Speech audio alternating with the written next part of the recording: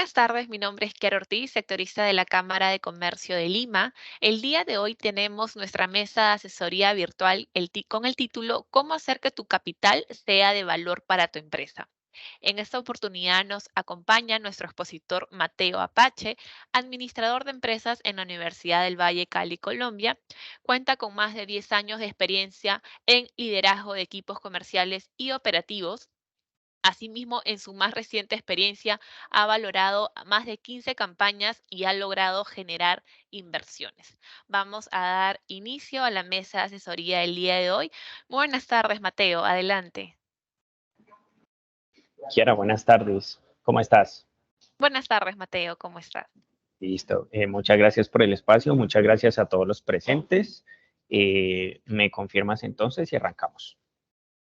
Sí, correcto. Antes de iniciar, comentarles a todos los asociados que han ido ingresando que estoy compartiendo a través del chat del Teams el link para que puedan registrarse y el día de mañana les pueda llegar su certificado de participación por la mesa asesoría virtual de hoy. Correcto, Mateo. Iniciamos la mesa. Muchas gracias. Listo. Listo, muchas gracias. El día de hoy vamos a hablar acerca de un tema que es crucial para las empresas, sobre todo las empresas jóvenes, las que nosotros en Latinoamérica llamamos pequeñas y medianas empresas, las pymes, en las cuales son casos que pueden estar muchas veces muy fortalecidos desde el punto de vista del marketing, tienen un producto muy bueno, siguen o están en un segmento de muy buenas cifras de crecimiento, tienen un equipo gerencial, operativo, comercial muy bueno, pero en donde los recursos son limitados porque no son negocios que están facturando a gran escala y entonces estratégicamente los empresarios deben ser muy ágiles y muy audaces a la hora de hacer valer cada peso de capital que tiene la empresa para que éste sea utilizado de la mejor manera y sacar el mayor rendimiento a esto. Esto nos lleva a hacernos la pregunta de cómo hacer que tu capital sea de valor para la empresa. Listo.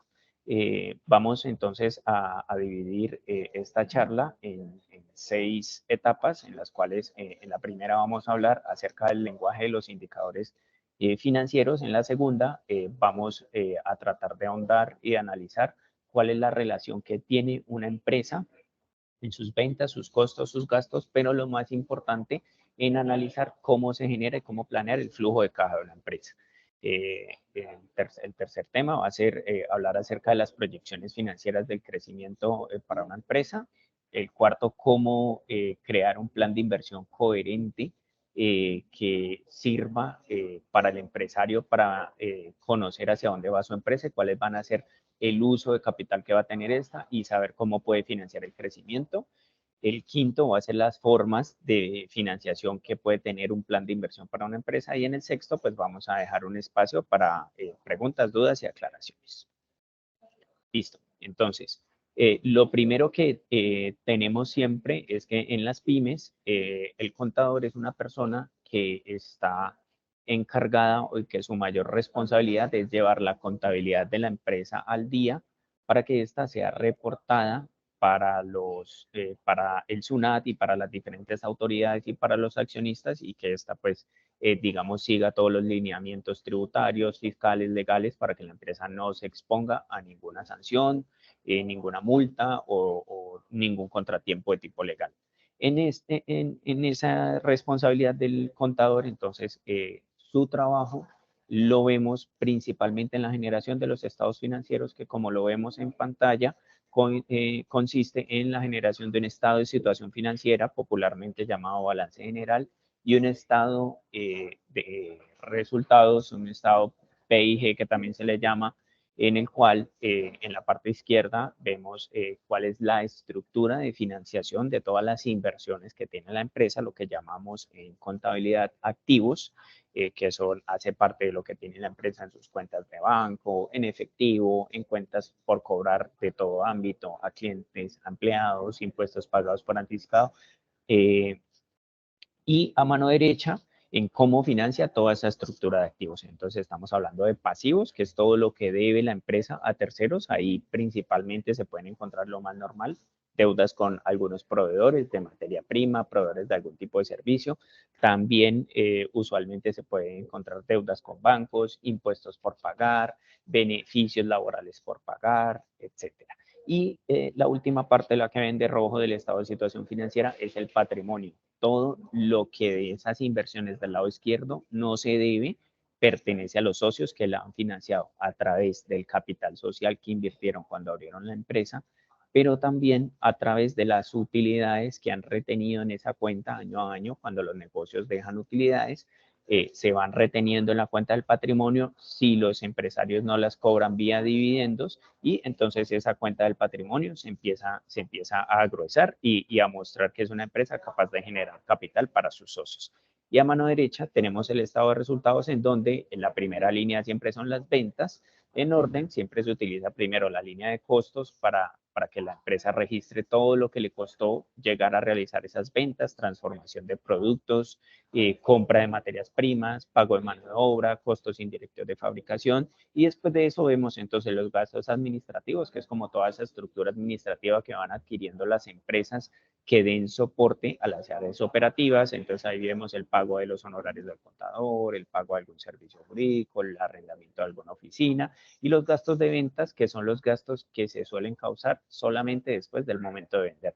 Entonces aquí vemos la fuerza comercial, aquí vemos la logística de transporte para distribuir los productos que vendemos, el pago de algunas comisiones, el pago de algunos impuestos de venta, cuando tributariamente en el país o en la región donde se vende se causan impuestos sobre la venta. Y luego vienen entonces todos los gastos financieros, o sea, la parte que paga la empresa, que se llama técnicamente el servicio de la deuda, que son los intereses. La deuda que está registrada en pasivos, la que tiene intereses, se registra en esa línea de gastos financieros. Entonces, a partir de allí ya nos queda la utilidad antes de impuestos, y el último descuento que tiene un estado de resultados en una empresa, pues es el impuesto sobre la ganancia o el impuesto sobre la renta, que se paga en el 99% de los países del mundo. Listo.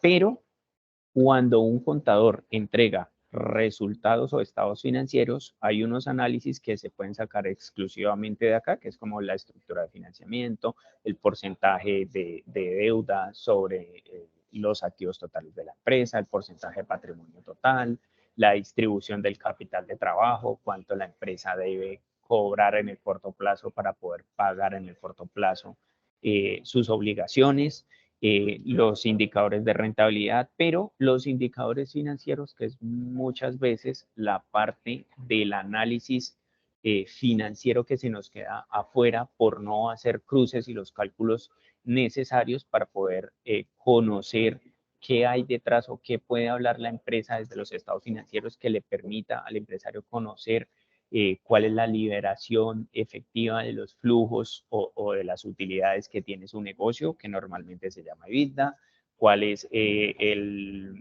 la utilidad neta después de impuestos sin gastos que no son efectivos, como la depreciación, las amortizaciones. La sigla de este indicador es el Net Operational Profit After Taxes, el flujo de caja, el capital de trabajo, la rotación de las cuentas del capital de trabajo operativo, los días promedio que significan esa rotación.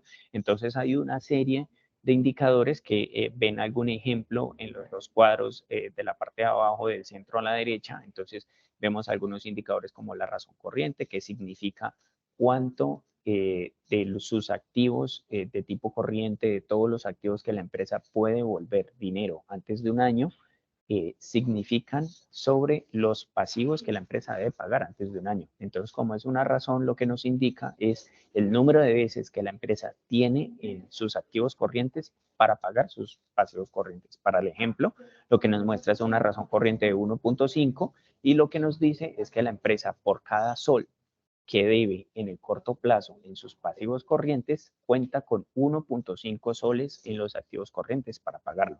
Y la conclusión, o digamos que lo que nos debemos llevar del análisis de este indicador y del que sigue, que es el de solvencia, es que ninguna empresa debería tener una razón corriente o una solvencia inferior a 1.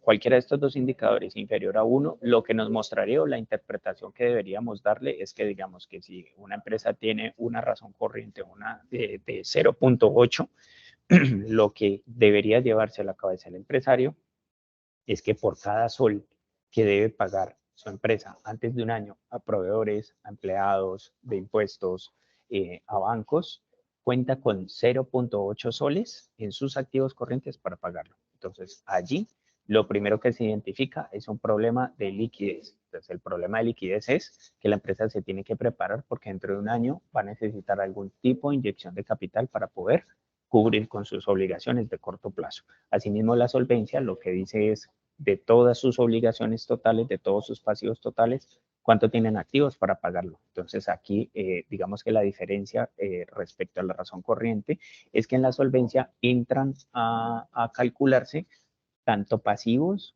como activos, que pasivos que no se deben pagar antes de un año, pasivos no corrientes, y activos que tampoco la empresa espera convertir en efectivo antes de un año. Entonces, los activos no corrientes. La mayoría de las empresas, su configuración de activos no corrientes se refiere a propiedad, planta y equipo. Propiedad registrada a su nombre, lotes, vehículos, maquinaria. Estos activos están hechos o los tiene la empresa para ponerlos a producir, para operarlos, más no para venderlos. Entonces, una empresa cuando compra una planta, invierte en una planta, se registra como activo no corriente porque la empresa no compró ni hizo esa inversión en esa nueva planta para venderla antes de un año. La compró para poseerla durante 10, 15, 20 años y durante todo ese tiempo sacarle el mayor rédito económico posible. Después de eso, entonces vemos los indicadores que hablan de KT, que es el capital de trabajo, y el KTNO, que es el capital de trabajo neto operativo. El capital de trabajo es una resta entre los activos corrientes y los pasivos corrientes, y entonces cuando nos da positivo, nos dice que es una empresa que, por ejemplo, para el caso, va a contar con 720.000 soles de excedente después de pagar sus pasivos corrientes, porque luego, después el cálculo del capital de trabajo, se lleva a un indicador mucho más específico que se llama el capital de trabajo neto operativo. Porque en este caso, esta fórmula solamente analiza tres cuentas dentro de los activos corrientes y dentro de los pasivos corrientes, que es la suma entre el inventario disponible de la empresa, las existencias, mercaderías que tiene la empresa, las cuentas por cobrar que tiene con clientes, y a eso se le resta todo lo que sea proveedores relacionados al proceso productivo. Entonces, entre esa suma de las dos cuentas que se registran en activos, que son existencias y cuentas corrientes, se le resta el saldo a pagar a proveedores de materias primas relacionadas al proceso operativo, y para este caso, miren la diferencia. Estos indicadores son calculados sobre la misma empresa, y la diferencia lo que nos muestra es que a pesar de que la empresa tiene un capital de trabajo positivo de 720.000 soles, tiene un capital de trabajo neto operativo negativo de 852.000 soles.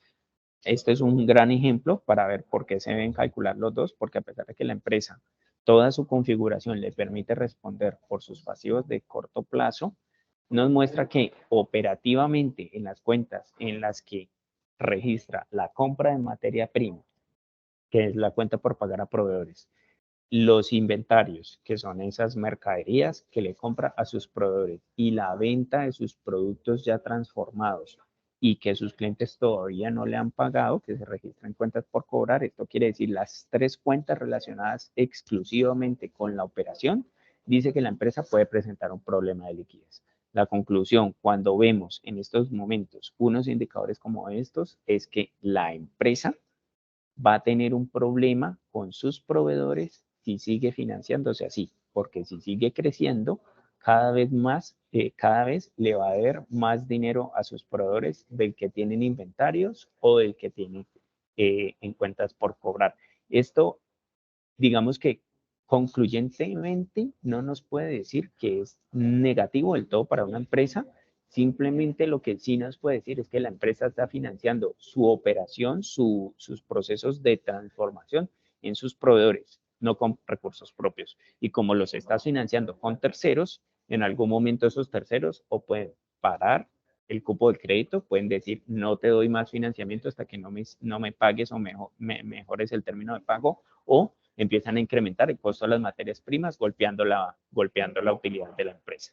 Y los indicadores que ven de productividad de capital de trabajo, el que está con la sigla PKT, y productividad de capital de trabajo neto operativo, lo que nos dice es la división de ese capital de trabajo calculado o de ese capital de trabajo neto operativo calculado respecto a las ventas. Entonces, la interpretación de ese 12% lo que nos dice es que por cada 100 soles que vende esta empresa, necesita tener o necesita, si tener, invertir o tener guardado 12 soles como capital de trabajo. Entonces, la relación para esta empresa es que si en algún momento tiene 720.000 soles, si se va a duplicar en sus ventas, necesita esa duplicación de ventas, necesita tener el 12% de lo que crezca como capital de trabajo. Y por el contrario, en el capital de trabajo neto operativo, si esta cifra nos da negativa, lo que nos dice es que por cada 100 soles que venda la empresa, va a liberar de su flujo de capital de trabajo neto operativo 14 soles. Lo que nos dice es que por cada 100 soles que venda la empresa, le va a deber 14 soles a sus proveedores y los va a tener la empresa en sus recursos. Y en la prueba ácida, el siguiente indicador que vemos es mucho más exigente en términos de evaluar cuál es la liquidez de una empresa, en que nos muestra que si le quitáramos a esta empresa el inventario del cálculo del capital de trabajo, cuántas veces tendría la empresa en soles para pagar sus obligaciones de corto plazo. Entonces, la conclusión, si ven muy bien la razón corriente respecto al indicador de prueba ácida de 1.51 a 1.5, nos dice que no es clave para la empresa la gestión de su inventario ni vender sus inventarios para poder responder por sus obligaciones de corto plazo. Esto para las empresas, sobre todo que funcionan por campañas, por estacionalidades de cosechas o por disponibilidad o falta o escasez de algún tipo de producto. Lo que nos dice es que en las etapas de campaña, en donde hay alta disponibilidad de producto y las empresas casi que compran el producto para 3, 6 o para un año completo, es importantísimo que todo ese dinero que invierten las empresas en inventario lo moneticen, o sea, lo transformen, lo vendan y lo cobren para poder responder por sus obligaciones. Entonces, en este tipo de empresa lo que vemos es una diferencia bastante grande entre el indicador de razón corriente y el indicador de prueba básica. Para el ejemplo, vemos que no hay diferencia alguna, entonces lo que nos dice es que la cuenta de inventario es muy pequeña y para la empresa no es clave ni es tan crucial el valor que tengan inventarios ni monetizarlo para poder responder por sus obligaciones. Luego vemos entonces los indicadores de EBITDA, que hay uno que es porcentual, que divide el EBITDA de arriba, el de 118.000 soles, lo divide sobre las ventas, y lo que nos muestra es que operativamente esta empresa está liderando 1.93% de sus ventas como EBITDA. ¿Qué es el EBITDA? Viene del inglés Earnings Before Interest, Taxes, Depreciations and Amortizations, y lo que nos dice es, las empresas tienen unas ventas, tienen unos costos y tienen unos gastos, suma las ventas, menos costos, menos gastos, eso nos deja una utilidad operativa. Pero contablemente a nivel mundial existen dos cuentas que se pueden registrar, que son la depreciación y la amortización. ¿Qué son estas cuentas? Cuentas que solamente tienen un registro contable que le permiten a las empresas causar un gasto solo a nivel contable y lo que refleja o lo que calcula o cómo se calcula ese gasto de depreciación es el valor que van perdiendo todos los bienes de una empresa en el tiempo y que en algún momento ese carro que compró la empresa para distribuir sus mercaderías, esa planta que construyó o esa máquina que construyó, si hoy le costó 50.000 soles, esa máquina en 10, en 15 o en 20 años se va a dañar y la empresa le va a tocar volver a hacer una inversión para volver a comprarla. Entonces, esa depreciación es el valor que va perdiendo la máquina cada año. Como eso solamente es un gasto contable, o sea, es un gasto no efectivo, nunca ustedes como empresarios o en sus empresas van a ver que tengan que pagar o consignar o hacer el pago de la depreciación en alguna cuenta o en algún banco. No, es un gasto que solamente se causa a nivel contable. Entonces el EBITDA lo que trata es de no tomarlo en cuenta y de tomar en cuenta lo que en realidad gasta la empresa. Esa es la diferencia entre el EBITDA y el indicador que ven 3 líneas más abajo que se llama utilidad operativa. La diferencia es que la utilidad operativa contiene la depreciación y la amortización, pero el EBITDA no los contiene. Después de eso, entonces vemos la utilidad bruta. La utilidad bruta en el PIG es solamente la diferencia entre las ventas y los costos de transformación de los productos que se vendieron. Y la utilidad neta es la parte más abajo de un estado de resultados, que ya es las ventas menos todos los costos, gastos financieros de ventas, depreciaciones, etcétera. Y eso nos lleva a la utilidad neta de una empresa.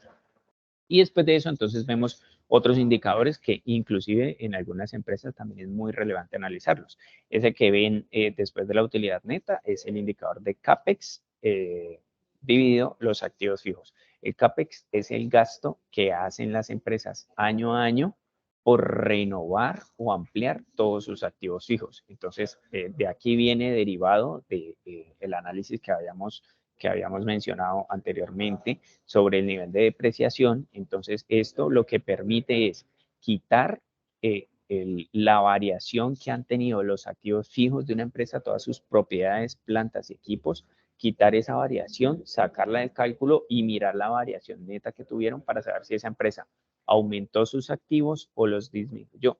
Como lo más normal es que las empresas cuando están creciendo compren nuevas máquinas, alquilen nuevas plantas, hagan nuevas construcciones, adquieran nuevos vehículos, como lo más normal es que ese gasto está creciendo, entonces el CAPEX lo comparamos contra el nivel de activos fijos. Conclusivamente, ¿a qué nos lleva este análisis? A saber el nivel total de activos fijos que tiene una empresa, cuánto se está gastando en su ampliación o disminución. Para este caso, nos quiere decir que el gasto total en CAPEX de un año a otro fue el 4% del nivel total de activos. Esto que nos dice que la empresa está teniendo un gasto pequeño respecto a su nivel total de activos. La concentración de la deuda a corto plazo, esto es un análisis que se hace qué tan saludable es la deuda para una empresa y esto es decir, colocar en una balanza cuánto está o cómo es la estructura de financiación de la deuda de una empresa. La deuda más cara financieramente cuando las empresas acuden a solicitar préstamos en los bancos es la de corto plazo.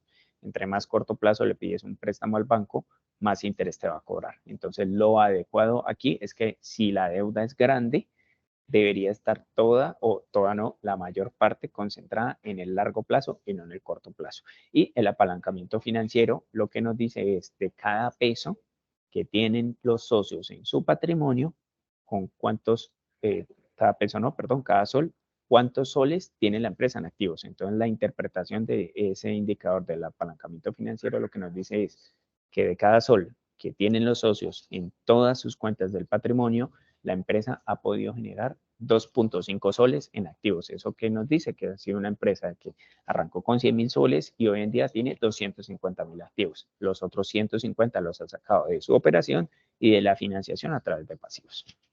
Y las cuentas que vemos a la derecha, pues son las tres cuentas importantes a nivel operativo para una empresa, que son los inventarios, la cartera por cobrar y las cuentas por pagar a proveedores. La rotación alude al número de veces que rotan los inventarios para una empresa en el año. Entonces, para este caso es 38 veces, quiere decir que una empresa que está rotando su inventario más de 3 veces por mes, pero vemos y vamos de nuevo al ejemplo con las empresas que trabajan por campañas, por alta o baja disponibilidad de sus materias primas. En el periodo más alto puede significar casi que la empresa tiene su inventario y lo rota un año en productos en donde, por ejemplo, haya una campaña al año. Entonces, ¿eso qué nos quiere decir? Que la empresa invierte mucho dinero en el momento de alta disponibilidad de sus materias primas y se demora un año en que ese inventario llegue a cero para volver a comprar. Ese es el indicador o esa es la interpretación para la rotación de inventarios, que es la misma para cartera, el número de veces que sus cuentas por cobrar rotan en el año, la rapidez o lentitud con la que la empresa puede cobrar sus cuentas y asimismo la de proveedores, la rapidez o la lentitud con la que le paga a sus proveedores. Estas rotaciones las llevamos a año y lo que nos lleva es decir, si una empresa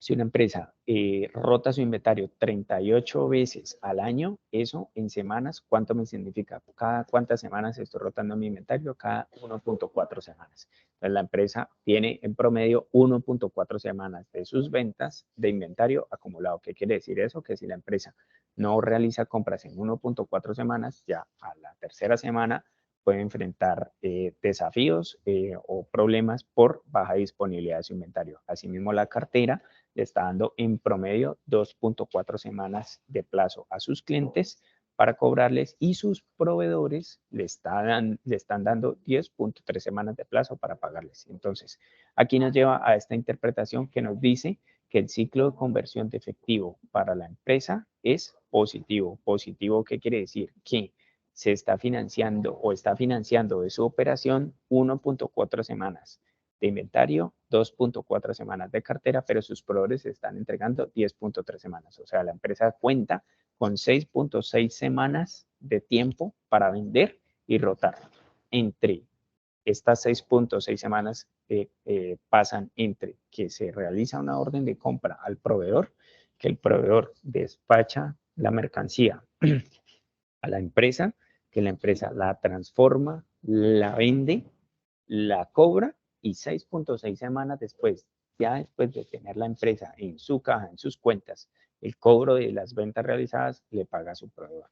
Pero si entonces tomamos y decimos, bueno, ¿y eso cuánto es el gap financiero entre un momento y el otro total? Es 16.9 semanas entre todos los recursos que salen de proveedores, 6.6 semanas, pero le quito, perdón, o le sumo esas 10.3 semanas de proveedores pendientes que entregan de plazo a la empresa. Entonces nos dice que la empresa, solamente contando con los recursos de proveedores sin financiarse en su operación, tiene 17 semanas para realizar el pago de sus mercancías, de sus productos, materias primas. Entonces, todos estos indicadores a qué nos llevan a gráficos que nos permiten analizar indicadores año a año, esto es lo que llamamos análisis horizontal, indicadores con gráficas que le permiten pues a cualquier persona que esté analizando estos hacer comparaciones y hacer mejores interpretaciones sobre ellos. Listo. Por ejemplo, esto es un caso de una empresa municipal proveedora de servicios públicos acá en Cali, Colombia, en el cual sus indicadores, como los vemos, de razón corriente se han ido disminuyendo, se fueron disminuyendo en el periodo analizado de 1.19 hasta 0.78.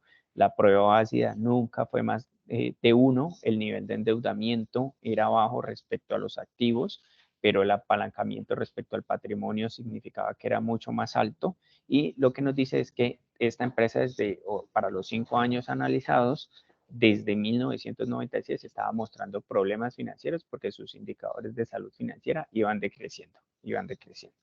¿A qué llevó estos indicadores? A que esta empresa, después del año 2000, entró en un proceso de insolvencia en donde casi se va a bancarrota y necesitó una inyección de capital del gobierno nacional para poder que no se quebrara. Y a la derecha vemos indicadores de un retailer, de una cadena de supermercados muy grande que hubo acá en Colombia y que ya desafortunadamente es una empresa que quebró. Y aquí, como vemos, también el mismo problema de caja, que la empresa no contaba con los recursos disponibles para pagar sus obligaciones de corto plazo, y lo que provocó fue que esta empresa en el año 2020 quebrara y se fuera a la ley de insolvencia.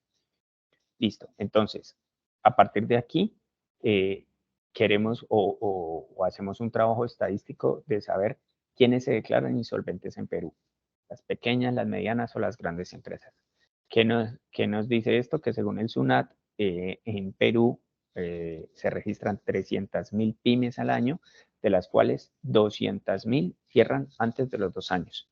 Y de esas 200.000, la mayor parte cierran no porque no vendan, sino porque no tienen la rentabilidad suficiente para financiar sus gastos, eso por un lado, y por otro lado, porque no cuentan con un adecuado análisis del flujo de caja que les permita financiar la operación, su capital de trabajo, sus impuestos, sus deudas de corto plazo, etc. Listo. Entonces, ¿qué ¿Cuál es la conclusión del análisis de los indicadores financieros? ¿Qué nos muestran?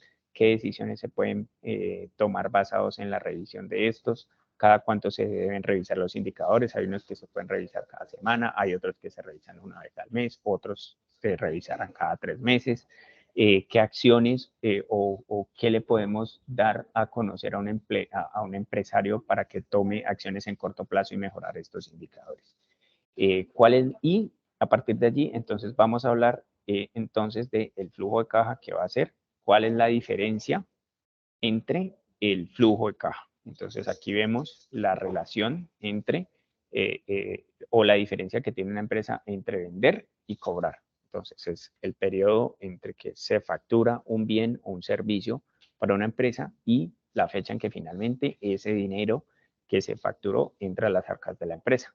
Entonces, a partir de allí, los empresarios deben tener en cuenta que no se puede cobrar si no se ha vendido, pero también es importante calcular un tiempo y el otro tiempo para saber cuál es la brecha financiera que debe cubrir la empresa entre el momento en que vende y el momento en que cobra. Y eso nos lleva a decir que el empresario tiene una idea de cómo debe financiar su empresa, si le va a pedir el mismo tiempo de plazo para sus proveedores, si va a adquirir algún tipo de deuda, si cuenta con recursos propios para capitalizar la empresa. ¿Listo? Entonces, a partir de allí, vemos la relación que puede haber entre los indicadores de rentabilidad, que son la rentabilidad sobre el patrimonio, la rentabilidad sobre los activos, las utilidades, el nivel de vida, los indicadores de deuda que vimos, entonces estamos hablando de la concentración de la deuda, el apalancamiento de esta, cuánto está pesando el gasto financiero respecto a las ventas y llegamos entonces a el cálculo del flujo de caja. El cálculo del flujo de caja nos dice que partimos de las ventas tienen unos costos y unos gastos generales, nos lleva a un margen operativo, le quitamos una amortización, nos lleva a una utilidad antes de impuestos e intereses y tenemos un beneficio neto. Pero ese beneficio neto, como les decía, se cambia y se le suma la amortización que se restó antes, porque esto no es un gasto efectivo, se le resta la inversión en activos fijos y se le resta la inversión en necesidades operativas de fondo, que es el capital de trabajo, y lo que nos dice es el flujo de caja libre que tiene una empresa. El flujo de caja libre que tiene una empresa es muy importante conocerlo, cómo se comporta en periodos relevantes y tratar de calcular si a futuro va a tener el mismo comportamiento, porque es lo que nos va a decir cuánto de las ventas necesita la empresa para financiar su crecimiento o está liberando y cuenta y quedan líquidos en la empresa en las cuentas de efectivo o en las cuentas de banco. Entonces, ¿qué debe contener una proyección financiera de crecimiento de una empresa?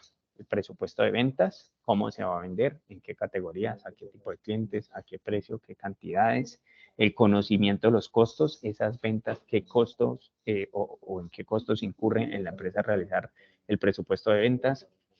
En término, el más importante siempre es la materia prima, qué materias primas se deben comprar para cubrir o para llegar a ese nivel de ventas, qué personal se debe contratar, mano de obra directa, mano de obra indirecta, costos indirectos de fabricación, en qué planta debo funcionar, qué seguros debo pagar en mi fábrica, qué seguros debo pagar de transportes, qué personal indirecto debo contratar, un auxiliar de bodega, un auxiliar de calidad, etcétera. El presupuesto de gastos, que como ven la diferencia entre el conocimiento y conocimiento de los costos y presupuesto de gastos, es porque el costo, casi siempre la mayor parte de este tiende a ser variable, entre más vendo, más costo incurro, pero el presupuesto de gastos tiende a ser fijo.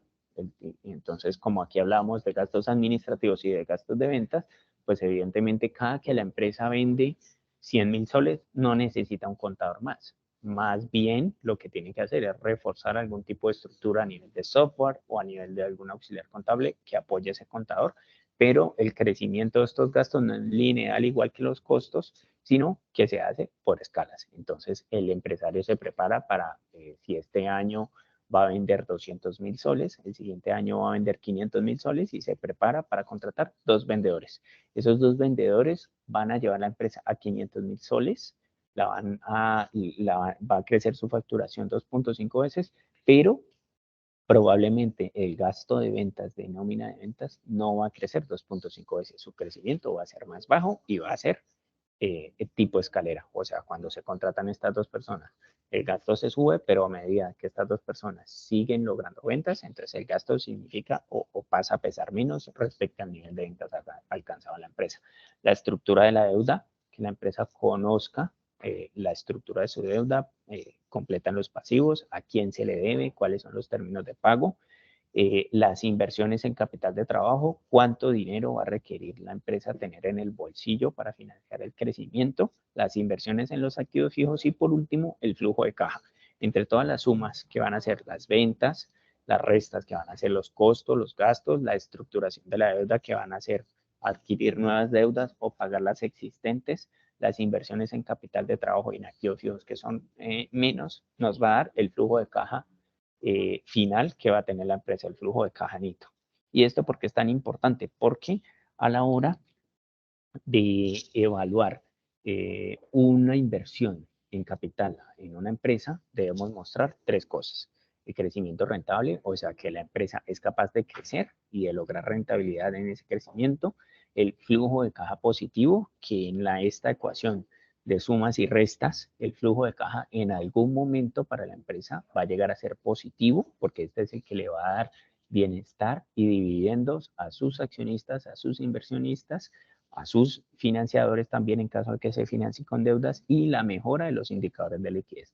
La mejora de los indicadores de liquidez dice que es una empresa que es capaz de tener más plata en sus activos corrientes, en su caja principalmente, de la que va debiendo. ¿Por qué? Porque si vemos negocios que a pesar de que vayan creciendo, cada vez más tienen más deudas, lo que quiere decir es o que sus mercancías están costando bastante transformarlas, sus gastos son altos respecto a su nivel de ventas, o su financiación de capital de ese trabajo o su nivel de inversión en activos fijos requiere todo el tiempo que haya inyección de capital para poder financiar la adquisición de estos.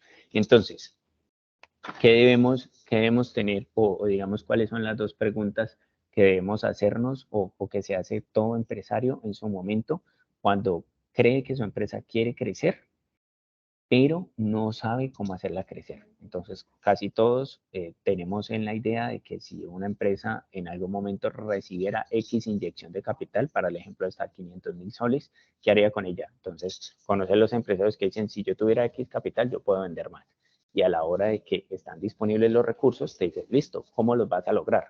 ¿Qué harías si hoy vas al banco de crédito y el banco te ofrece un préstamo de 500.000 soles por el cual no tienes que pagar un peso de interés? Ya sabes cómo vas a hacer crecer tu empresa, ya sabes qué nuevos productos vas a desarrollar, ya sabes qué planta vas a qué planta vas a comprar, qué nueva maquinaria vas a hacer, en cuánto vas a poder pagarle o retornarle esos 500.000 soles al banco. Entonces, ahí se abren unos cuestionamientos en los cuales el empresario empieza a decidir y a pensar que no es solamente un problema de dinero, también es un problema de qué hacer con el dinero y cómo gastárselo o invertirlo responsablemente. Entonces, ¿qué debe tener un plan de inversión? Clasificar las inversiones. Entonces, aquí vemos cuánto se va a comprar en maquinaria, cuánto se va a usar para pagar personal. En la parte izquierda, pues lo que son los gastos en CAPEX, en la parte derecha lo que son los gastos operativos que se clasifican como OPEX. Como les decía, entonces lo que se gasta la empresa en la ampliación o la renovación de toda su maquinaria, de sus propiedades, de su flota de vehículos, etcétera. Y en la parte derecha, todos los gastos que tiene que hacer año a año para poder adquirir o para poder ejecutar sus planes de crecimiento. Entonces, ¿qué debe o qué debe mostrar entonces el plan de inversión para que sea coherente para un probable inversionista? Que la empresa crezca, que la empresa se haga rentable o más rentable de lo que es en su momento, que la empresa sea eficiente con cada vez menos recursos, genere más y que mitigue riesgos, riesgos ambientales, riesgos de mercado, riesgos del producto, riesgos de tendencia, riesgos sociales, riesgos geopolíticos. Entonces, si la empresa está gestionando o mitigando bien sus riesgos externos y a la vez está creciendo sus ventas, está siendo más rentable y está siendo más eficiente, entonces si logramos plasmar todo eso dentro de un plan de inversión, vamos a hacer que la empresa sea muy atractiva para alguien que quiera inyectar capital dentro de una empresa. Y entonces, proyectar los beneficios, que es las ventas menos los costos, menos los gastos, y formas de financiar el plan de crecimiento. Entonces, tres grandes categorías. La deuda puede ser convertible o no. A veces se usan préstamos los cuales a un inversionista le interesa el caso de negocio, pero no está dispuesto todavía a ser socio de una empresa. Entonces, estamos hablando de deuda tradicional con terceros. Pueden ser o no bancos, pueden ser fondos de inversiones, pueden ser financiadores personas naturales a través de figuras de leasing, que son figuras de arrendamiento financiero, de renting, figuras de factoring, que es para mejorar la financiación del capital de trabajo, créditos rotativos, coberturas en moneda extranjera para las empresas exportadoras que no quieren o que no quieren sí asumir riesgos cambiarios. En el patrimonio vemos dos grandes categorías para invertir, que es la inyección de capital de sus socios o la creación de nuevas acciones para nuevos socios, y la filantropía, que es la que vemos muchas veces de la cooperación internacional, de las entidades gubernamentales o de las bancas multilaterales, que es otorgar subsidios, subvenciones, concursos o algún tipo de capital semilla para que las empresas concreten sus planes de inversión. Listo. Y entonces, ¿qué debemos mostrar al final de ese plan de inversión para ese inversionista para que a él le haga sentido saber e invertir cada sol dentro de esa empresa?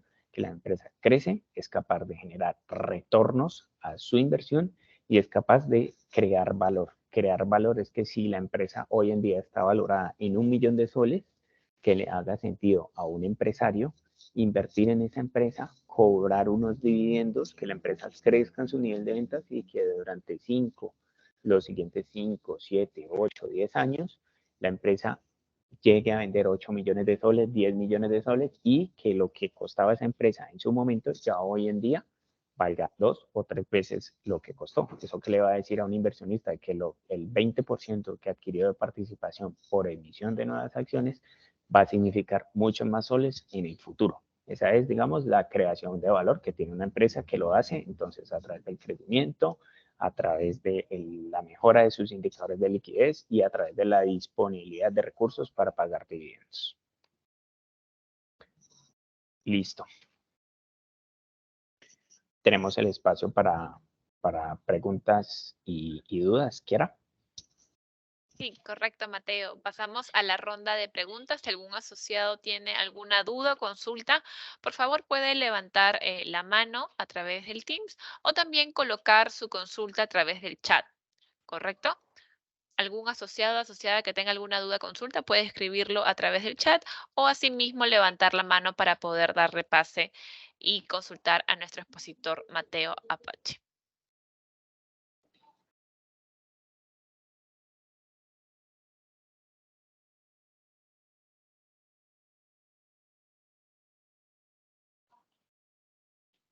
Asimismo, comentarles a nuestros asociados que los que tengan inconvenientes en poder registrarse a través del link, por favor, colocar sus nombres completos, razón social, RUC y correo electrónico correcto, nombres y apellidos para poder el día de mañana enviarles su certificado de participación.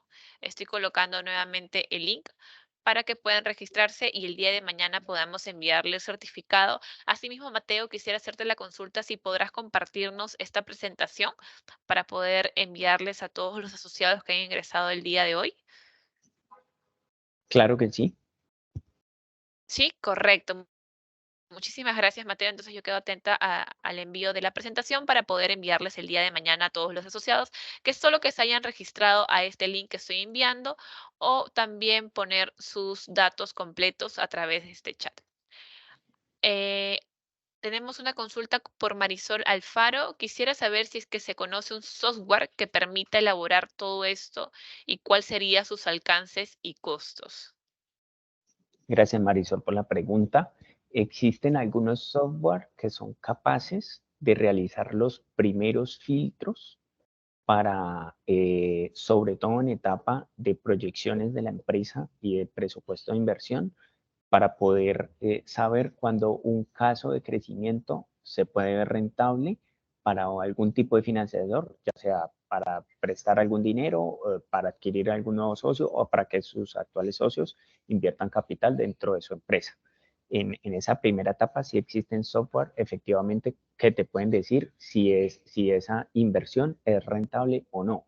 Sin embargo, hay una segunda etapa que es mucho más de detalle, que es la elaboración de esas propuestas de inversión, en donde los análisis de sensibilidad toman gran relevancia porque, por poner una pregunta, por poner un ejemplo, no es lo mismo prestar los mismos 100.000 soles para que esa empresa crezca y que te diga a ti si la empresa cuenta con los recursos para pagarlos y qué recursos va a contar para pagarlos, eh, eh, te lleva pues a un análisis de sensibilidad en que te lleva a decir en qué momento o qué debería pasar para que la empresa pueda o no pagarlos. Entonces esto te lleva a decir de que si en el año 3 la empresa no es capaz de llevarla de 300.000 soles a 600.000 soles en facturación, en ese momento la empresa podría enfrentar problemas de liquidez que hiciera que no se podría pagar la deuda. Entonces, la primera parte de proyecciones y de presupuesto de inversión sí se realizan inclusive actualmente en software y es también muy fácil de realizar en modelos a través de Excel inclusive, pero la parte de análisis de sensibilidad y de decisión final sobre las inversiones planeadas en la empresa, te diría yo que es muy difícil de automatizar porque requieren muy buen nivel de detalle y muy buen nivel de sensibilidad, sobre todo para pensar en qué momento o lo que en inglés siempre se llama el break-even, en qué momento el caso se hace rentable o no, en qué momento el caso tiene los recursos disponibles para pagar esa deuda o no, en qué momento el caso o la empresa puede crecer tanto en facturación que haga que ese 10 o 20 o 30% de participación accionaria que adquirió un nuevo socio de la empresa pueda tener dividendos a partir del año 2 o qué puede pasar para que los tenga a partir del año 1 o qué no puede pasar para que la empresa durante 5 años, a pesar de que crezca y que tenga utilidades, no cuente con la liquidez suficiente para pagarle dividendos. Entonces, esa segunda parte ya del análisis y ya mucho más intuitiva y decisiva para saber si se invierte o no dentro de una empresa, esa parte creería yo que siempre va a necesitar el cerebro humano para poderlo decidir.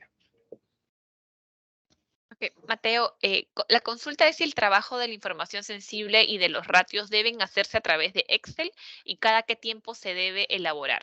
¿Qué áreas de la empresa debería hacer este trabajo? Ok, listo. ¿Qué área de la empresa debería hacer este trabajo? Efectivamente, en las empresas muy pequeñas, pues no están preparadas ni cuentan con los recursos suficientes para pagar un contador y un análisis financiero y un gerente financiero. Debería ser el contador quien realice estas operaciones o algún auxiliar, porque en realidad las fórmulas no son complicadas. Lo importante es la primera pregunta que hiciste que se deben hacer a través de Excel y cada qué tiempo se deben elaborar. Entonces, los indicadores de solvencia y de rentabilidad son indicadores que puedes ir midiendo mes a mes, pero hay otros indicadores como, por ejemplo, los de rotación, que sí los vas calculando cada 3 meses, en donde analizas la variación de las cuentas por cobrar, de los inventarios, de las cuentas por pagar, e inclusive indicadores como el EBITDA y la utilidad neta, que sí pueden ser indicadores que analices cada 6 meses o una vez al año. Pero los indicadores que sobre todo te afectan la liquidez y la disponibilidad de dineros dentro de una empresa, sí deberías medirlos en plazos mucho más cortos porque son los que te permiten identificar posibles problemas de liquidez o los que te permiten identificar o saber qué estás haciendo bien para saber que la liquidez de tu empresa la estás midiendo y la estás ejecutando bien. Correcto, muchísimas gracias, Mateo. Tenemos otra consulta por Jaime Villa. Asumiendo que una empresa tenga un crédito de capital de trabajo, pero con una TA de 28%, por ejemplo, y si la empresa tiene altos ingresos, ¿es saludable que la empresa amortice su capital lo más pronto posible o se adecúe a su cronograma regular de pagos? Muy buena pregunta, Jaime. Y yo te diría, depende del uso del crédito. Si el uso del crédito, por ejemplo, es para activos fijos, para comprar un lote, construir un edificio, adquirir maquinaria que vas a usar o que planeas que te va a usar que te va a durar para 20 años, no debería ser el foco de la empresa pagarlo cuanto antes, porque las empresas en realidad, por su nivel de activos, no definen si el caso o si el caso de negocio tiene éxito o no. Entonces, comprar una máquina que vas a usar para 20 años pedir un crédito para pagarlo a 10 años y que la empresa, cuando su caso de negocio esté significándole o le esté mostrando muy buen nivel de ingresos, que la empresa utilice esos recursos para pagar la máquina antes, no le va a mejorar sus utilidades ni le va a hacer que venda más. Podría más bien utilizar esos recursos para hacer inversiones a nivel comercial, a nivel de marketing, para vender mucho más, que la empresa acelere su crecimiento y seguir el transcurso normal del pago del crédito. Caso contrario, si se pide un préstamo para financiar capital de trabajo, para financiar campañas o para financiar compra de mercaderías o para financiar en realidad toda la estructura de capital de trabajo operativo de una empresa, porque digamos que una empresa pide un préstamo de 100.000 soles, su caso de negocio está funcionando muy bien, vende muy bien, cuenta con los recursos para pagarlo, entonces el prepagar antes esta obligación que adquirió le va a permitir contar ya luego con esos recursos completos en el bolsillo para seguirlos usando, seguirles dando la vuelta entre la compra de materia prima, la transformación de esta, la venta y el cobro, y ya serían recursos propios que cuenta la empresa para seguirlos rotando y seguirlos ganando rentabilidad por la rotación de estos. Excelente, Mateo. Muchísimas gracias. Permíteme unos minutos, Mateo, antes de poder culminar la mesa de asesoría de hoy. Dame unos minutos. A continuación, quiero a los estimados asociados, voy a ceder el paso a la señorita Amy Marcilla del gremio de la pequeña empresa, uno de nuestros gremios, 16 gremios en la Cámara de Comercio de Lima. Adelante, Amy, te escuchamos. Muy buenas tardes. Buenas tardes, hola Kiara, ¿cómo estás? Muchísimas gracias por el pase.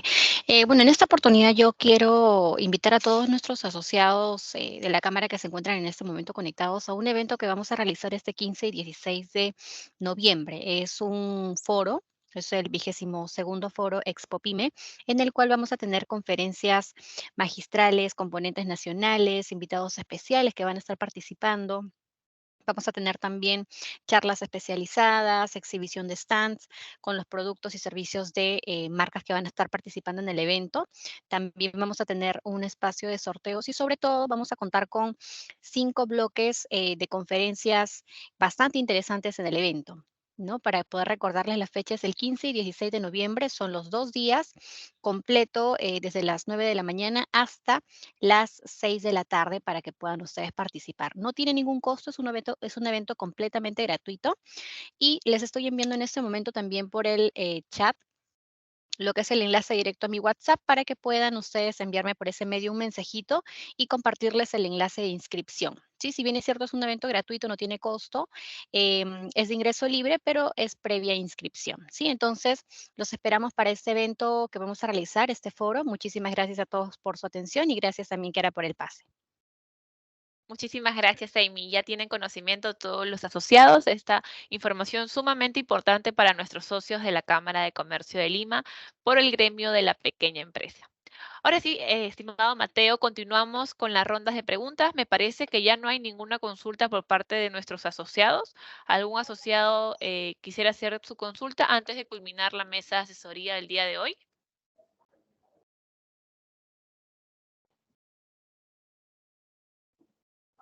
Sí, Listo, parece hasta el que no, momento no, Kiara. parece que no. Me gustaría complementarle un pedacito de la respuesta a Jaime y que Sí, correcto. esa pregunta que hiciste es por la cual las empresas, por ejemplo, cuando van a adquirir maquinaria, adquieren leasing en los bancos porque prefieren deberle la plata de la maquinaria a los bancos que utilizar recursos propios para comprar esa maquinaria. Entonces hacen un pago de arrendamiento financiero durante un contrato de 5 o 10 años y a los 10 años el banco les dice, oye, ¿te interesa que me compres esa máquina y quedarte con ella? No, no me interesa que me la vuelvas a financiar o me interesa que me traigas una más nueva, una de mayor capacidad y yo te la vuelvo a deber y te vuelvo a pagar el préstamo. ¿Listo? Perfecto. Muchísimas Vale. gracias, Mateo. ¿Algún comentario final para nuestros asociados y poder cerrar el tema del día de hoy? Listo. De parte de nosotros, no, muchísimas gracias por su atención, su presencia. Encantado de dictar esta charla para ustedes el día de hoy. Correcto. Muchísimas gracias, Mateo. Gracias por tu participación el día de hoy con el tema cómo hacer que tu capital sea de valor para tu empresa. Asimismo, agradecemos la participación de todos los asociados esta tarde y el día de mañana le estaremos enviando su certificado de participación con la presentación de Mateo Apache el día de hoy a sus correos electrónicos. Es muy importante que puedan registrar sus datos al link que estoy enviando a través del chat o de lo contrario, colocar sus datos completos, RUC, razón social, correo electrónico y número telefónico al mismo chat para el día de mañana hacerles llegar su certificado. Muchísimas gracias a todos. Muy buenas tardes. Gracias, hasta luego.